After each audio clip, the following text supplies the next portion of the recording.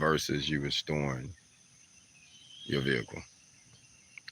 The only reason I'm coming live talking about this morning, I had an inbox and also a video that's been kind of catching attention, and it made me think about how I've always restored things.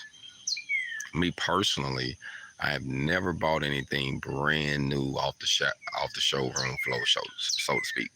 I know a few people, they say, man, that's my goal.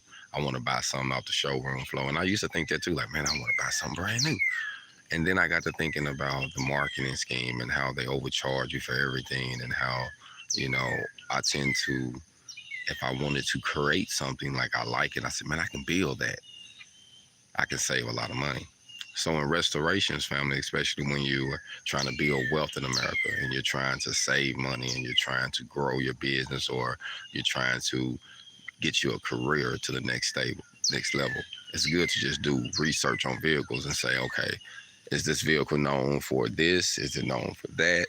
Um, Will it last me through this trial or through that trial? Is it dependable? Is it reliable? You know, and there's certain vehicles that you can buy in America that's very, very reliable vehicles. You have Hondas, you have Fords, you have Chevys, you have certain Dodges, you know, you have certain vehicles, certain Lexuses, you have certain foreign cars and certain luxury cars that you can actually buy, and you can get the look that you want, but you can still save money. Now, family, I'm gonna tell you something. I have been known. A lot of people know me for flipping cars. Actually, I even wrote a song and had Project Pat, shout out to Project Pat, feature on the song, and it's called "Changing Clothes."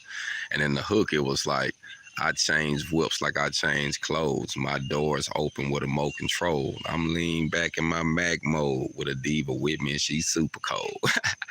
And I remember doing that song because I literally changed clothes like that. Like, people used to see me changing so many whips, and what I used to do, I restore one, get it ready, do everything to it, make it appealing to someone else. Someone else will say, man, I want it. And I drive with the title with me. I used to do that. When I flip a car, I drive with the title with me, kind of like a person flips a house. And, you know, they would get that house flipped, and they'll say, man, I just pulled in so-and-so. Well, I used to take, you know, depends on what it was, but normally I double my money, sometimes triple my money. And sometimes I have got limits and where I broke even and just got my money back out the situation. But flipping vehicles, family, was fun. And I also got a chance to sell a lot of my ideas. Like, I have restored old school vehicles. I have restored some nice things that people still ride in. And it makes me think, like, man, I really open up some doors for people. People really like what I do. And sometimes when we think about creating a business or creating a product, sometimes it could be something like restorations, you know, because some people don't have the money to go break the bank and say, man, I'm gonna go buy me a $50,000 truck. But they might say, man, I can save and come up with me 15. You know what I'm saying? Or I can come up with 10. So you can, you know, jump into a market where you can actually create something and sell it. Man, you make sure everything works. You know, you can give a certified thing and say, man, I restored this vehicle. Everything you got is cash. And I've had people buy old school Chevys from me, Oldsmobiles. Man, I have sold so many different vehicles, family, so many. Like, I can't even tell you how many vehicles I have flipped. Like, I should do a video skit, actually, and make it just all the vehicles that I got photos of anyway, and just show y'all some of the things I have done since I've been out of prison, you know what I mean? But one time I got caught up in buying, I ain't gonna say it was a new vehicle, but it was one I had to get a payment on. And I paid it off less than the time. I think it was like a 3-year deal, and I probably paid it off in like 2 years or 2.5. I know it was like way beforehand, but I said I'd never get caught up in that because it was so much drama, you know, it was so much drama in it. And then I started thinking about the credit situation. If you do have good credit, you can lease things, but then you're still spending your money on it. So it depends on if you're trying to have an image to look a certain way, or are you just trying to make some money for real? So it all depends on what you're trying to do. But I would say personally, if a person needs a vehicle, there's certain places you don't need it. But if you need one, do some research on what you're trying to do, business, what kind of image you're trying to have, what kind of client you're trying to get, and and go get someone to restore it, or you get it and restore it. And it doesn't cost a lot of money. It just takes time. And, we realize that time is more valuable than money. So, if you use a little of your time, it can save you a whole lot of money. You know what I mean? So, I think that is very wise, especially now with what they charge and on everything that's ridiculous, just to make your own. And you can find things, you know how they say one man's trash is the next man's treasure. You can actually find things where, a motor went out, a transmission went out, someone maybe got hit in the front, it's just a little small damage. You can do another fender in the hood and you can create you something. I think that's what we have to do in America now, man. We got to be able to start restoring and saving money, and that's how we're going to build a little wealth. But just getting caught up in, man, I got to have the next big thing. I'm gonna tell you something, fam.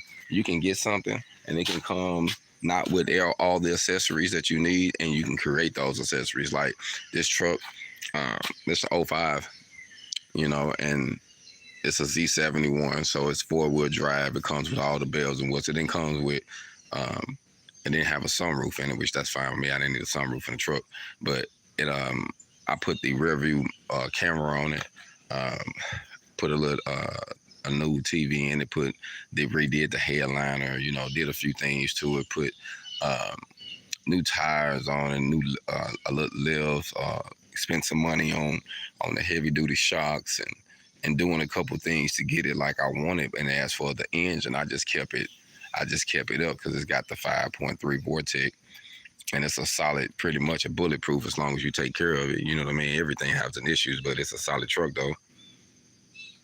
Yeah, with the title, what you just said, money making with the title. And that's what I wanted to talk about because, we get caught up on really trying to build wealth. Sometimes we could be trying to build our images, and ain't nothing wrong with riding around looking good. I'm not knocking it, but the reality of it is, are you doing it for an image or are you trying to really build? So, if you got real good credit and you can save money versus say, man, I'm going to go lease this for a year or 2 years versus going to buy that, that's a smart decision if you can. You're going to use it for a certain amount, and you can actually sell it back and make money on the vehicle for doing it, leasing it.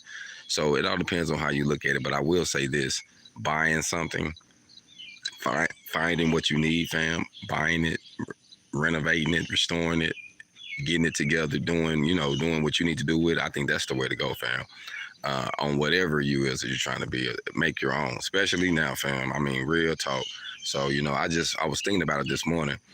And I had a few people they've been caught up in, trying to do this. Man, I got this, man, I'm gonna go buy that. I'm like, man, bro. I was talking to my uncle. He made me think on how he's building up his money, getting his credit right so he can go get this vehicle loan and this and this. I'm like, man, ain't you renting right now? He said, yeah. And my uncle's in his 50s. I said, man, don't you think you should think about going buying a house for your daughter? Who, you got a young daughter that, you in your 50s now. You got a young daughter that's in her teen, finna be knocking on teen. I think she's 12, 13. And don't you think it'd be best for you to go buy a house to pass it on to her? All these houses around here for, not a whole lot of money. You can give her something where she don't have to be tied to the system and working hard for something that someone can, if she's going to be around here. And he thought about it. He said, man, you right, man. I said, ain't nothing wrong with finding your vehicle, bro. You can find something. But don't wrap your mind around a liability. That's what the system wants you to do. That's what commercials do. That's why they run commercials so much, family. They want you to get caught up in the next best thing. They don't want you to utilize what you got. Ain't nothing wrong with growth. Ain't nothing wrong with change. Technology is great. I love it, but certain things you got to know, okay, I ain't got to get that right now. Or maybe I get that once the price go down. once it's not as popular, But sometimes that's just what they do. They get you caught up in things, and we're trying to build wealth, especially now.